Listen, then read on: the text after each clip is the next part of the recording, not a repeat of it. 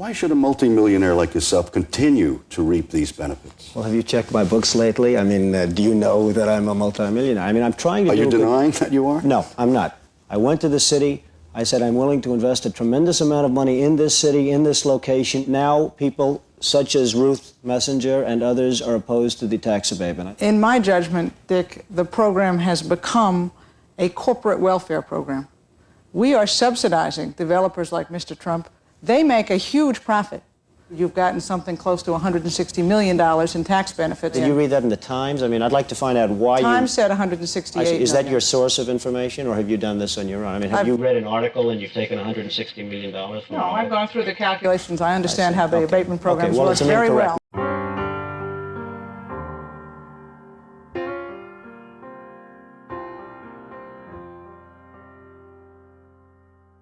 In part 1 of this series, I argued that Rudy Giuliani's core ideology has remained consistent throughout his entire career.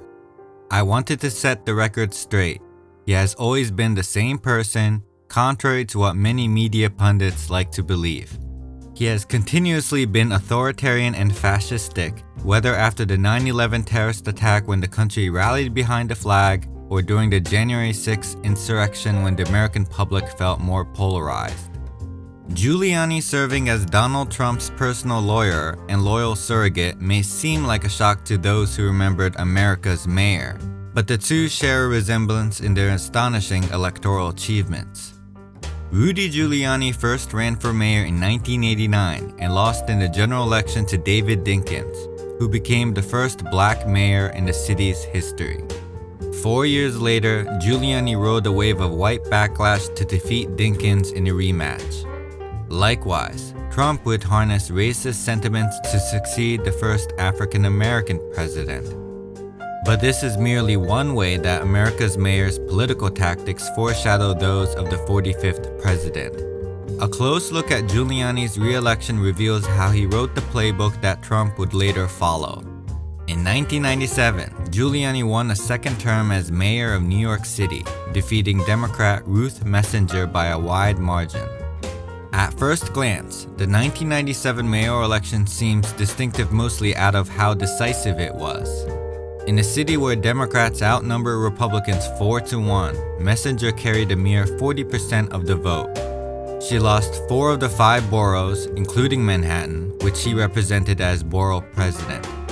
Not only did white voters and men vote overwhelmingly for Giuliani, Messenger even lost the women's vote by 1 point.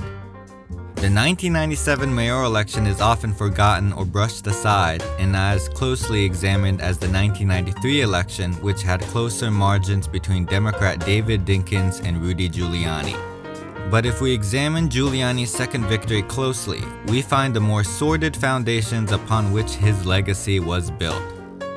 Had Ruth Messenger won, she would not only have been New York City's first woman to become mayor, she would also have been the most progressive in the city's history.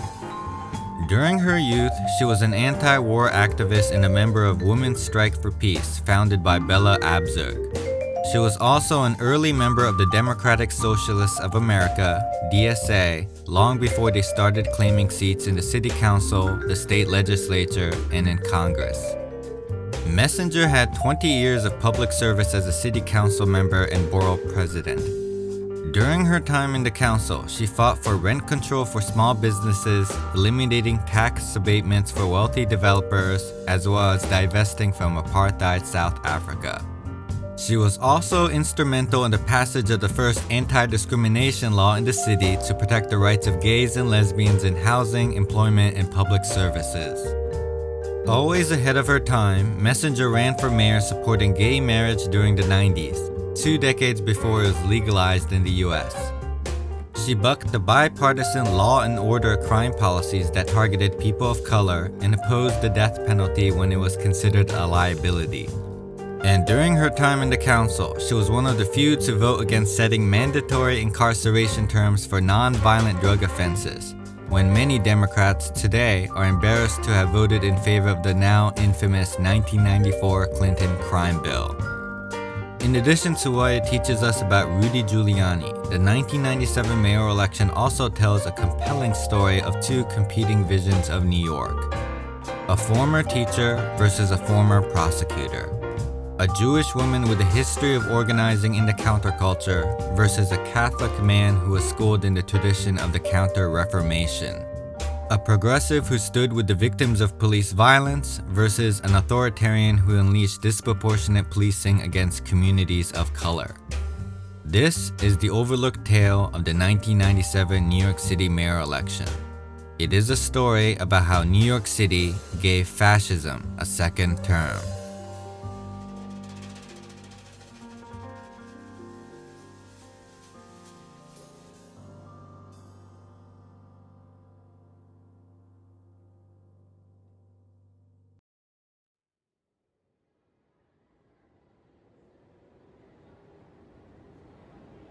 In order to get the best understanding of why New Yorkers elected Giuliani twice, I decided to reach out to Miss Messenger herself, and she was kind enough to give me the privilege of interviewing her about the 1997 mayoral race at her Upper West Side apartment. I will admit I was a bit intimidated as much as honored to meet with her one-to-one. She graduated magna cum laude from Radcliffe College in 1962. She is known as a detailed policy wonk and an obsessive reader, and I didn't want to say something insultingly ignorant. I was also aware of the fact that the apartment where we spoke had actually played a bit of a role in the 1997 mayoral election. 20 years earlier, in 1977, Messenger had hosted a release party for a convicted felon named John Hill, who was one of the inmates of the Attica prison uprising. In the 97 campaign, Giuliani seized on the event to frighten voters. He slammed Messenger saying, "I'd like to know if she remembers giving a party to a convicted murderer or not." Giuliani would consistently portray Messenger as an out-of-touch radical from the 60s.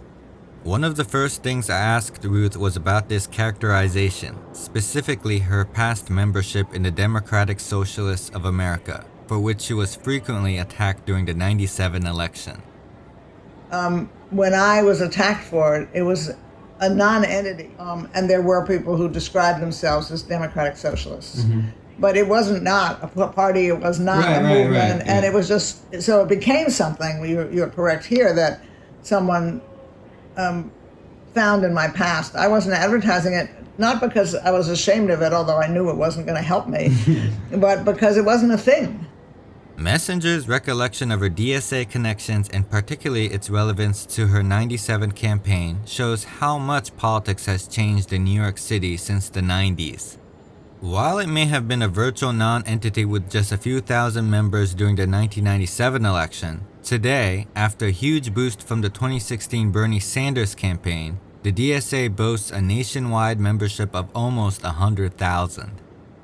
As of 2023, New York alone has 2 House members, 3 state senators, and 4 state assembly members who were endorsed by the DSA. These days, left-wing candidates in New York covet an endorsement from the Democratic Socialists of America. But for Messenger in the 1997 election, it was a liability. Another issue on which Messenger seems to have been too far ahead of her times, even for her own party, was the question of criminal justice reform. Long before the 2020 George Floyd uprising made Black Lives Matter a rallying cry for virtually the entire Democratic Party, Ruth was attacked, along with Mayor David Dinkins, for attending protests against police violence. In 1992, when a 24-year-old named Jose Kiko Garcia was shot and killed by the NYPD, Messenger and Dinkins met with the victim's family and marched in protest. In a preview of his upcoming run for mayor, Giuliani was quick to attack both Messenger and Dinkins for participating in a march. By pointing out Garcia's prior criminal record, Giuliani characterized the protest not as a call for police reform, but as the martyring of a former drug dealer.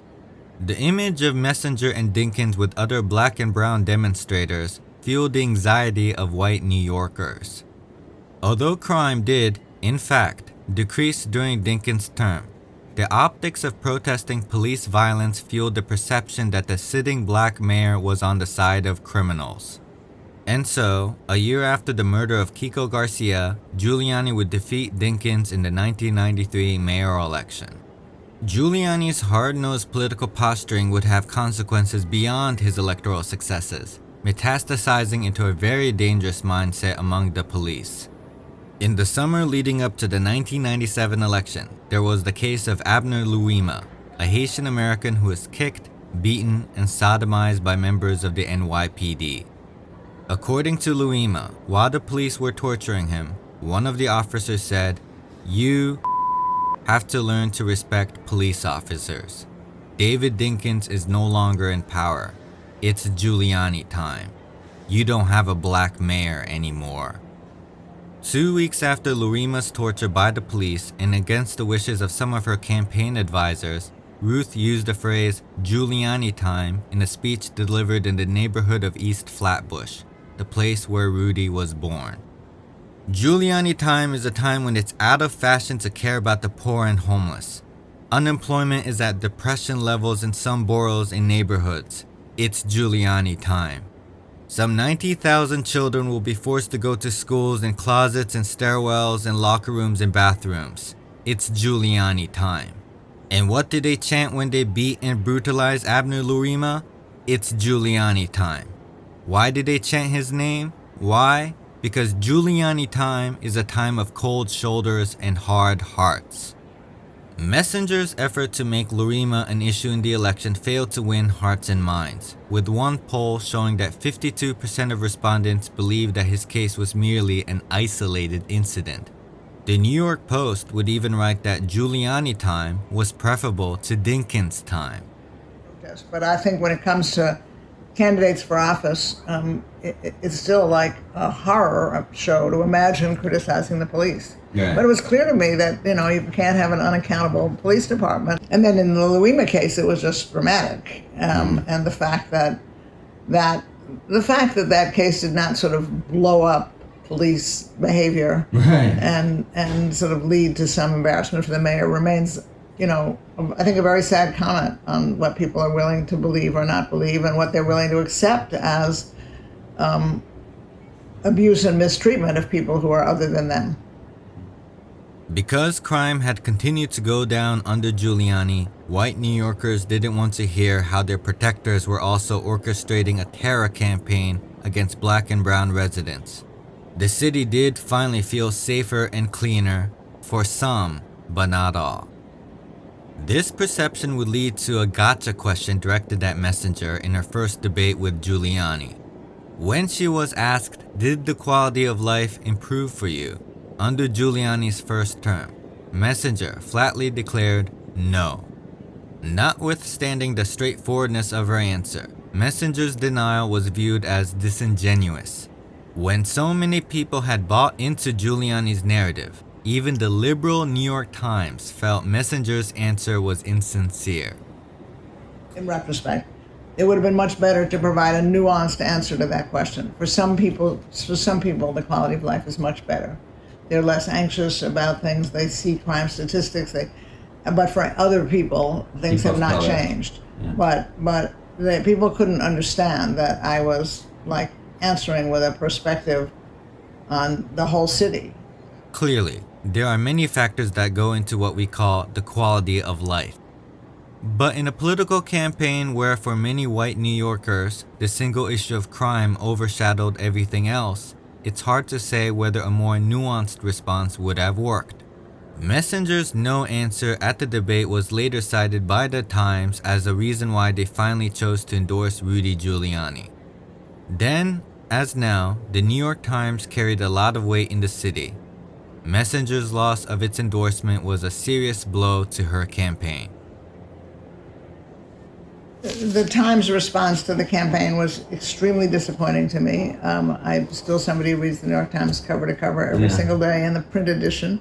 And it was one thing for unions or Sharpton or even the tabloids to sort of focus on what he had done. I thought the Times failed to bring any kind of discretion or high-level examination to looking at the city. And I don't think I handled that question well, because it is true that for people who were already in positions of comfort and power. Right, yes. The city felt safer. They had big statistics on crime reduction, and so they felt like things are better. I don't know when, but shortly after I won the primary, and all of the people in my campaign sat me down and asked me if I understood that I was going to lose. Yeah. And I said, so let's just keep fighting.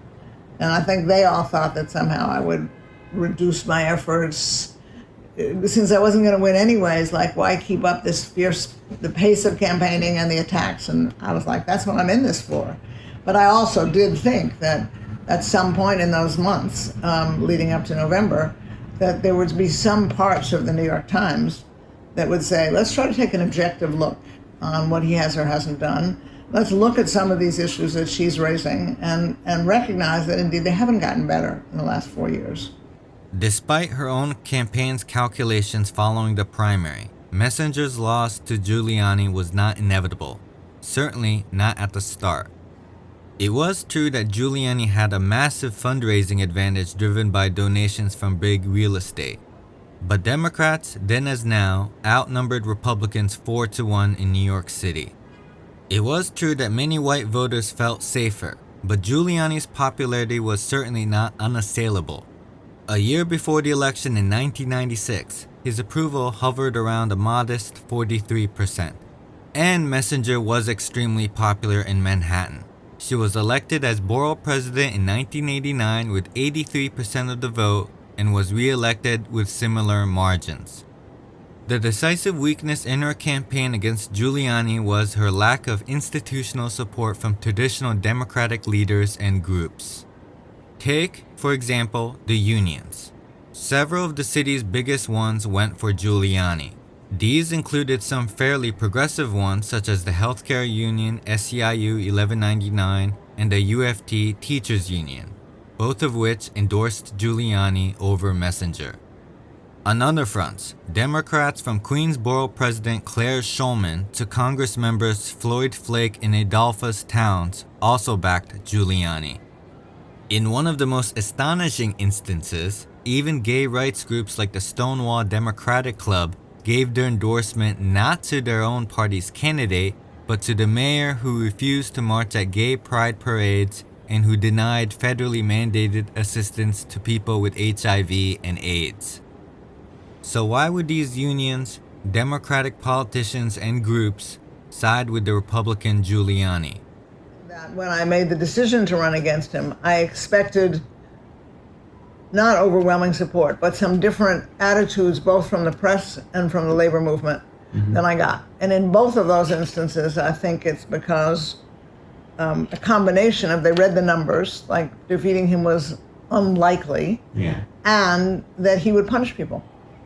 And he would have punished them. And so it's a challenge again for labor. Labor, particularly in New York City, those unions that you mentioned, all do all of their labor negotiations with the mayor. Right, yeah. So they have to be inclined to support the person who's in power already, Exactly, yeah. and the person whom they think is going to win. Yeah. And so they are hesitant to support challengers. Messenger was also unable to consolidate support from her main opponent in the Democratic primary, Al Sharpton. After losing to Messenger, Sharpton waited until the middle of October before finally announcing his support. It was not only late in coming, it was a little more than a tacit endorsement. Sharpton merely called Messenger the best alternative of the candidates that are in the field.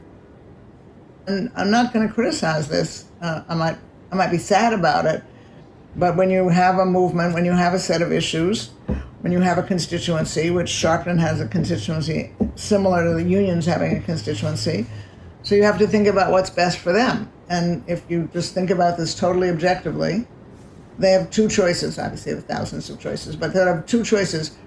Go with the candidate who's most likely to work on our issues, but risk defeat, and then being in trouble with a bullying and I think prone to racism mayor, or cozy up to that mayor who's likely to be reelected. And we'll be in good standing because it will look as if we helped him. He'll have to owe us something. That's the way politics is. And to be honest with you, if you're Al Sharpton and you say, or a union, and you say, okay, we're not going to support her because she's not likely to win, and we'll be bullied, and we would be hurting our constituency. And if we support the other guy and she wins anyway, she's going to do almost everything we want because she's in our corner. This cynical yet pragmatic approach still remains an issue in New York politics. While left-wing groups like the Working Families Party or the Democratic Socialists of America have the luxury to endorse whomever they wish, unions remain sensitive to the political repercussions if they do not endorse the eventual winner. In the 2018 gubernatorial primary, for instance, when the Working Families Party chose to endorse Cynthia Nixon, the incumbent Andrew Cuomo reportedly threatened, "If unions or anyone give money to any of these groups, they can lose my number." The intimidation worked, and the unions backed away from their alignment with the Working Families Party and chose to endorse Cuomo. It is this type of bullying that gets you ahead in New York, and Giuliani was a master of the craft. In the 1997 race, there was genuine fear of Giuliani's retribution as the mayor brazenly threatened unions and the press to fall in line. As Messenger herself indicates, the abandonment by groups that ordinarily would have been expected to back a Democrat stemmed less from a lack of genuine support and much more from a subdued conviction that Giuliani was sure to win. We can call it pragmatic despair. But again, Giuliani's success was not as inevitable as people seem to think. Giuliani may have maximized his toughen crime image, but there is evidence that Messenger's platform had a wider appeal with the electorate. In one poll, when asked to single out one or two issues they felt most important for the next mayor to address, 60% of respondents said improving education and schools, while 40% said it was fighting crime.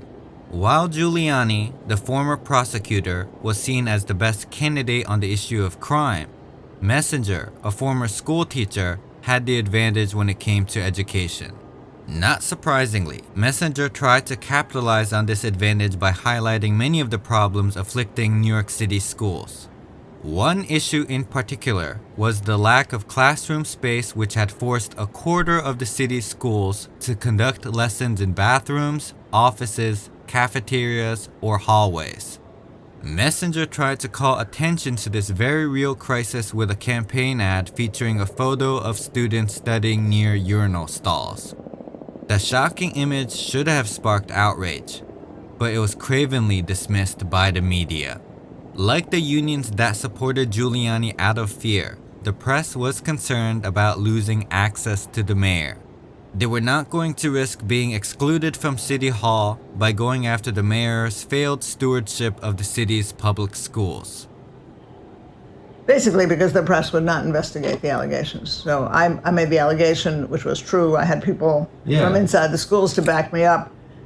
Giuliani denied it, his education leaders denied it, and the press basically took his word for it. One of the issues for that whole campaign, and it continues to be an issue, although maybe people are learning things, and there are lots more forms of media right now. But Giuliani, among Giuliani's characteristics was to bully the press. Of course, yeah. And he did that very well, and the press was quite bullied. There's a convention in New York City, which is odd but not terrible, in which the reporters who cover city government have a room in City Hall. And they operate out of that room. And you can see, well, that's logical. They're not going to come down every day from their newspaper. And if they did, where would they hang out? On the other hand, it creates a slightly too cozy atmosphere. Mm-hmm. And so if you're a reporter in that room, and there are 3 or 4 major dailies, there were 4 major dailies at that point, everybody's watching everybody else. Like, I'm not going to cover something that no one else is covering, but I'm going to cover things that somebody, I want to be first, but I don't want to be too far out there. So the press, in a sense, was a limit on itself, not to go too far.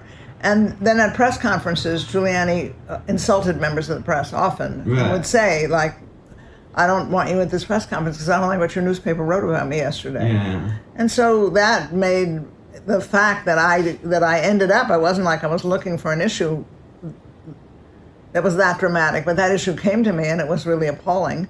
Mm-hmm. And it was more appalling that the press basically would not take it seriously. Fear of getting barred from that room in City Hall caused no less than the New York Times to cow to Giuliani's tactics. In an article titled "How Not to Run a Campaign," a reporter trivialized Messenger's call for school reform and accused her of manufacturing an illustration of school overcrowding that is worse than anything in the city's system. Today, now that Rudy Giuliani has fallen from grace, the liberal press is eager to fire off cheap shots in his direction. It is a bit dismaying to recall how many of these same outlets lined up behind him when he was at the peak of his power, when there was a real chance to take him down. Maureen Dowd of the New York Times, at the onset of the Democratic primary in 1997, wrote that it was unfathomable to think of any of the Democratic candidates for mayor actually being mayor. David Brooks, who also now writes for the Times, wrote a month before the election in the Weekly Standard that Messenger was conducting the most lifeless, vacuous Democratic campaign in the city's history, maybe in the history of the world. Richard Cohen of the Washington Post, who wrote in 2016 that dislike of Clinton is so palpable that has become akin to prejudice, had no trouble in 1997 saying that Ruth Messenger had a radio face in the television era. As I pointed out in part 1 of this series, Rudy Giuliani has always been the same. In his first term, he cut the homeless services budget by 75%. He denied food stamps to 500,000 New Yorkers when the federal program didn't actually cost the city a cent. His policing tactics against people of color were so unbridled that his black deputy mayor, Rudy Washington, had to be issued a police identification badge to help him through the numerous times he was stopped and frisked. But because crime in the city had gone down and the streets were safer for the privileged, nothing else really mattered. New York was given a clear choice between two competing visions, and the city chose to re-elect Rudy Giuliani with 57% of the vote. In 1997, authoritarianism defeated progressivism.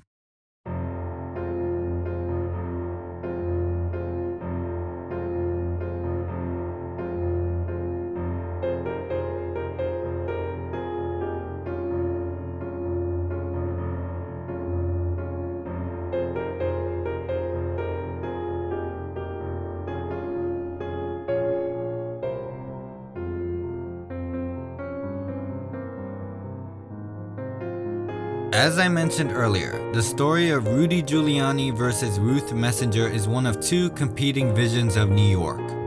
In fact, these stark differences have long played a part in the city's history. On one hand, New York can lay claim to the tradition of Bill the Butcher and Boss Tweed. The city is also the setting of the 1863 draft riots when the deadliest street violence and lynching in the nation's history took place. And Madison Square Garden, in the heart of Manhattan, is where, in 1939, the largest Nazi rally in America was hosted. Giuliani, the good Catholic boy from Brooklyn, fits neatly into the pantheon of right-wingers hailing from New York. He is right up there with Queens native Donald Trump, Manhattanite William F. Buckley, and the Bronx-born Roy Cohn, who played an instrumental role in Joseph McCarthy's anti-communist witch hunt. On the other hand, New York can boast a robust counter-tradition that has consistently resisted the viciousness of the right and proved itself capable of taking its most brutal punches. There has been numerous tough-as-nails underdogs who continue to inspire by their courageous fight to make life better, for everyone, not just the privileged few. New York is the birthplace of Shirley Chisholm, the first black woman elected to Congress. Known as Fighting Shirley, Chisholm was instrumental in expanding child welfare and food stamp programs, in addition to her vocal opposition to the Vietnam War. Brooklyn was also where Elizabeth Holtzman was elected as the youngest woman to Congress at age 31 in 1972. Labeled by the media as Liz the Lion Killer, she led the charge against Richard Nixon by being one of the first members of Congress to support impeachment proceedings during Watergate. Manhattan is home to working-class champions like Bella Abzug. Not to be outdone when it comes to nicknames, Battling Bella was a feminist icon in the House of Representatives. She introduced the first federal gay rights bill in 1974 and fought relentlessly for the Equal Rights Amendment for women. A common denominator among many of these leading left-wing figures is the working-class experience of the descendants of Jewish immigrants seeking a new and more just world. Whether it is Abzug, Holtzman, or to throw in a more familiar name, the Brooklyn-born Bernie Sanders, who came from the same generation. New York may be the city of Rudy Giuliani, but it is also the city of Ruth Messenger. While Giuliani and the media declared his 1997 win a landslide, his margin of victory does not tell the full story. In fact, the total of Giuliani's winning vote count was the lowest in a two-person mayoral race in 74 years. And it represented a decrease of 172,000 votes from his first win 4 years earlier, a 22% drop. And while 76% of white voters went for Giuliani, 79% of black voters backed Messenger. Clearly, Giuliani's appeal was not absolute, and the claim that things had improved during his first term must also be taken with a grain of salt. For the quality of life had not, in fact, improved for everyone at the time. So the reality is that Giuliani was re-elected with a small mandate in a divided city. Meaning, Ruth Messenger could have won if there had been the necessary field operation provided by unions, Democratic clubs, as well as the press to increase turnout. The liberal press and Democrats can pretend that they always opposed Giuliani, but not all of our memories are as short as they would like. They cowed when Giuliani was at the peak of his power and did not choose to fight him when it mattered most.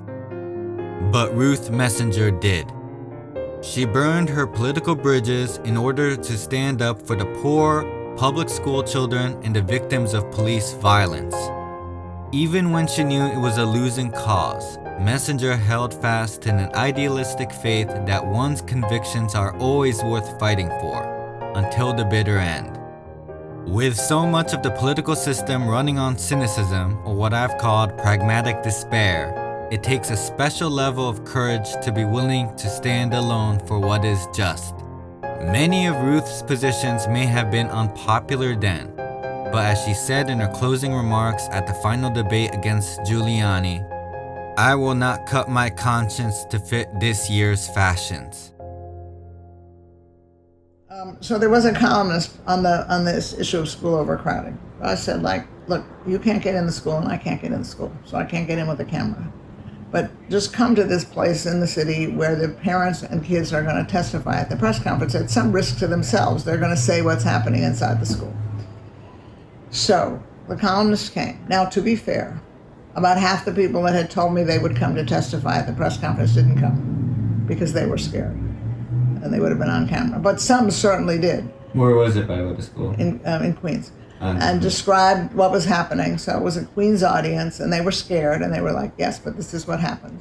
That columnist chose to write a column about how the people that had promised to come to my press conference didn't come. So he made me look like an idiot about the cause, but it's just like, I don't know, she said they would be 12, I don't remember, and I don't going to look myself, but it was like, oh, there were supposed to be a gaggle of people, and there were only a few people. And so she's not a popular candidate, etc. Anyway, I only tell you this story to say that several months, probably a year after the election, unsolicited, I got a handwritten note. Oh, I think I wrote the columnist after that appeared and said, like, okay, you don't have to believe the issue, but that was really a nasty column. And he didn't answer. And a year later, I got a note from him, which I still have in this drawer. Says, you were right, I was wrong. And he Wow. signed. And he signed it.